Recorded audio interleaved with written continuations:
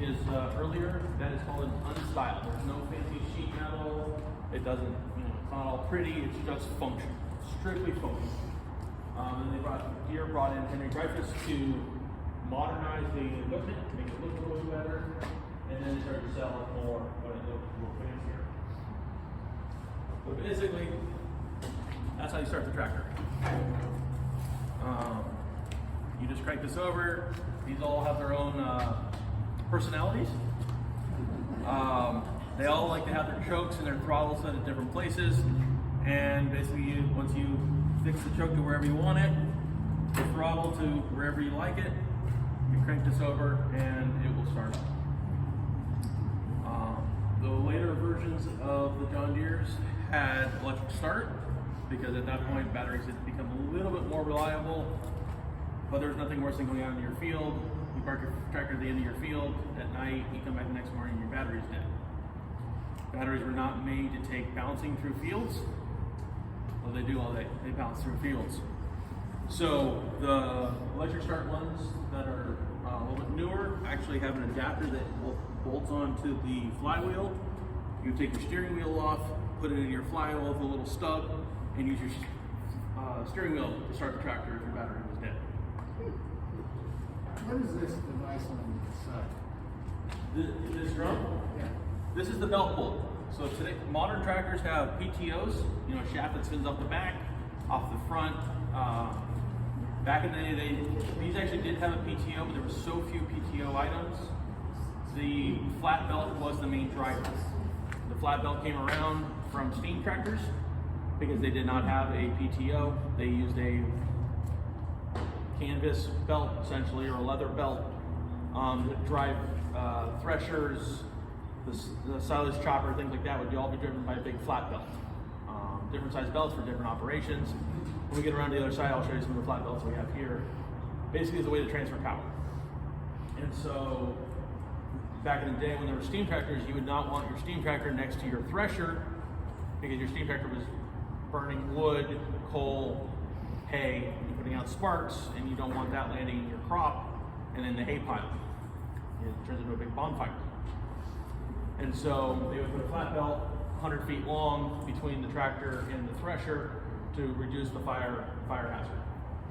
Because of everything being belt powered back in the day, grinders, mixers, rock crushers, water pumps, basically anything that nowadays would have its own engine or a PTO driven type unit was flat belt driven back in the day, and so these all have flat belts that do that.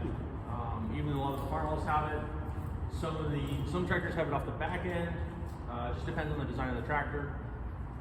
But the Deeres are a little different in that they have it out here on the side, and that's where the clutch is. The clutch is inside that drum, so it's kind of an easy access for clutch work. I can do a clutch job on a John Deere in about 15 minutes. Any of these other tractors, it's about a 6-hour process because you got to pull the engine. There's no pulling the engine on these tractors to do that kind of work. The Deeres are also unique in that they are a horizontal engine. There's no pistons to do this. And there's only 2 pistons. Well, one of the Deeres was called a popcorn trap, made the distinctive popping noise. They're called Johnny Poppers. And that's because of the 2 pistons. But they made a noise. Yes. Yes. Yep. And is one of those here? All of these are the same. Oh, they're all Johnny Poppers. Yep. Oh. And it's because of the way, because piston would come up, you'd fire on this piston would come up, it would fire. Well, now this piston has to exhaust and then exhaust. So you have pop, pop, run, run, pop, pop, run, run. Yeah.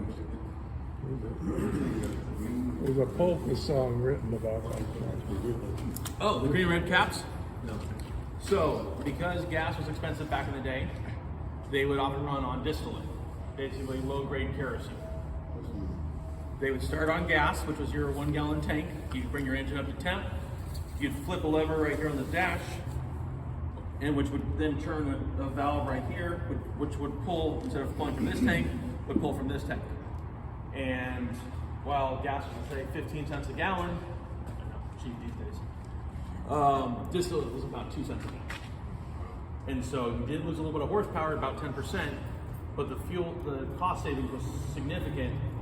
and then at the end of the day, you would flip the switch back, flush your carburetor out of the distillate with gas, so then your tractor can start in the morning.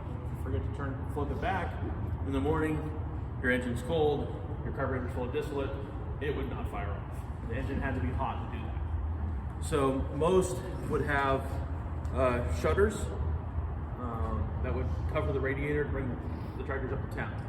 Now, in the winter, especially a problem because even when you're working these things, they have so much cooling capacity, you can't really hardly get them up to temp.